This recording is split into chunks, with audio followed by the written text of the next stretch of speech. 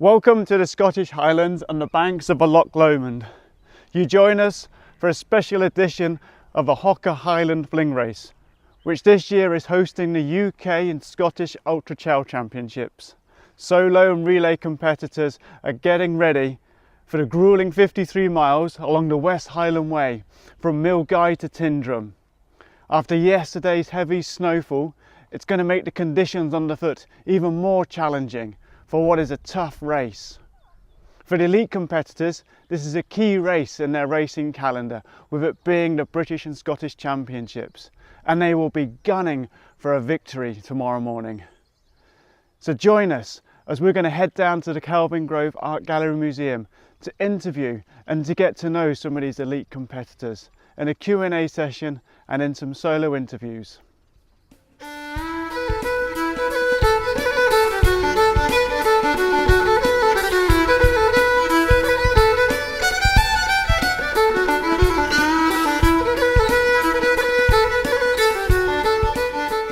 It's 3 o'clock on Friday afternoon and 15 hours to the kick-off of the race, so registration's open down below, so far so good.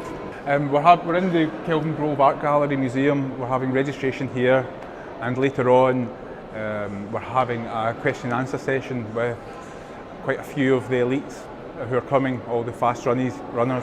We couldn't get them all into the panel, unfortunately, but that's later.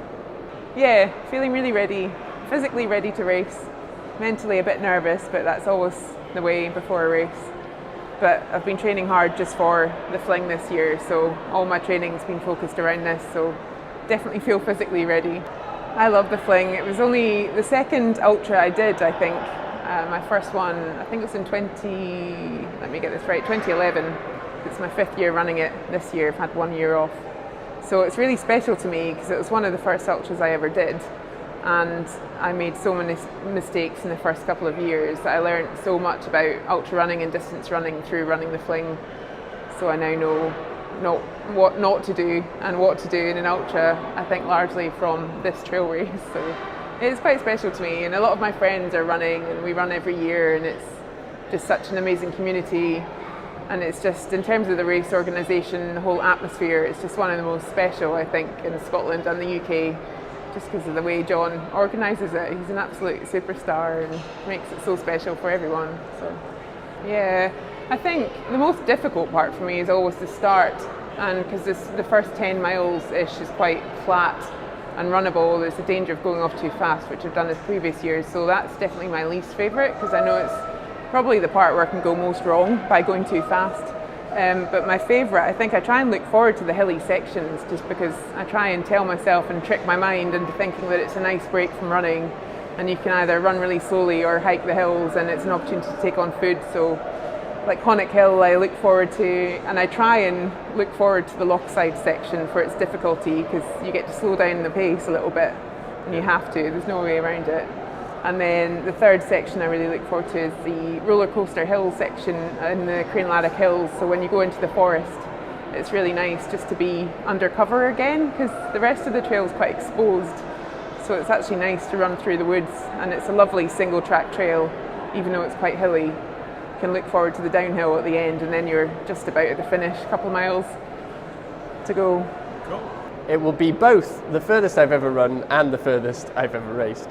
So I think the furthest I've ever raced in a single day has been 40 miles, but that's actually within a multi-day race. So it would be the longest stage of a 5-day stage race.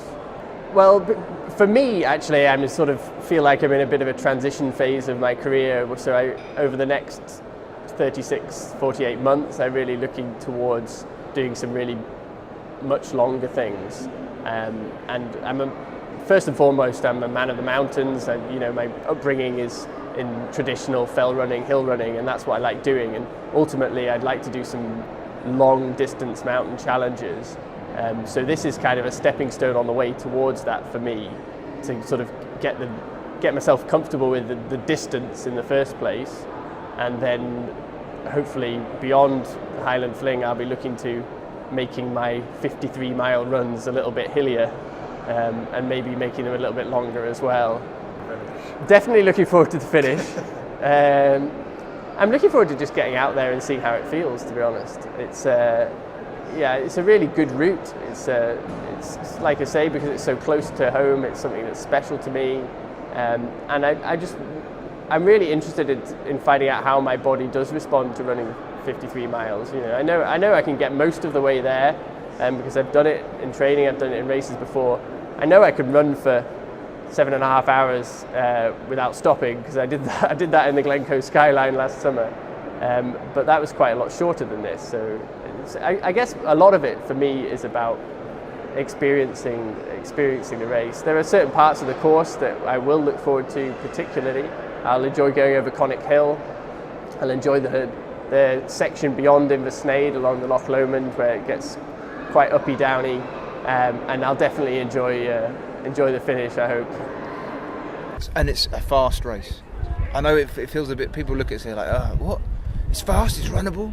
It is, like compared to some of the other races out there, a lot of the climbs you can run up them, and it's going to be a nice quick route. So I'm looking forward to that. It's got a good bit of history as well. For me, it's my local race. I only live a few miles from the start, so the West Highland Way is my playing ground. I haven't done the the Highland Fling since 2011, and I didn't have a particularly great race, so I've always said I want to go back and give it my best shot, and I'm going to go and give it my best shot tomorrow. And I have no intention of being first to the first couple of checkpoints. I have every intention of being first to the last one. I think that last bit, I've looked at like splits from guys who run it before, and if you look at maybe the top 10 splits from people who run it before, Lee Kemp has the record. He was probably the 9th or 10th slowest to Ben Glass, but his last split, and it's a deceptively uphill section, isn't it? Yeah, you kind of think it's rolling, but it's all uphill, and if you can run that, that's where it's going to make or break the race, I think. It is what it is on race day, and it's the same for everyone. I was a bit worried last week when it got a bit hot. I live in Glasgow, so therefore I don't do hot. So it kind of like was tipping near at 18, 19 degrees, and it felt like the Sahara. So I was a bit worried that it was going to be a little bit hot, but I don't think that's going to happen. Does it hit 18 degrees in the summer in Scotland? Sometimes, one day it does. So I was a bit worried that it was going to get warm, but when I saw that it was going to be cool, do you know what? If it snows, it snows. If it rains, yes, that's good for me. But I think we're actually it's going to be okay tomorrow. I think we'll probably hit a really good window. So yeah, it's been 5 years since I've been up here. I haven't set foot on the West Highland Way for 5 years, which is a little bit of a scary thought. Don't know where the time's gone. But no, it should be good, and kind of reminiscing, because when I first ran the Fling, it was 2006, so 10 years ago, and there were 18 of us, I think, and it was just kind of this chilled, like training run for the West Highland Way, and super relaxed. And now there's like 1,000 guys, and you know, just amazing setup, really professional, really slick, and like still just the lovely Fling friendly vibe. So love it, yeah, brilliant. What? So you've not set foot on the course since the last time you were here. So what bits, you've obviously been rehearsing in your mind some of the sections and bits that you remember. What are the bits that stand out for you?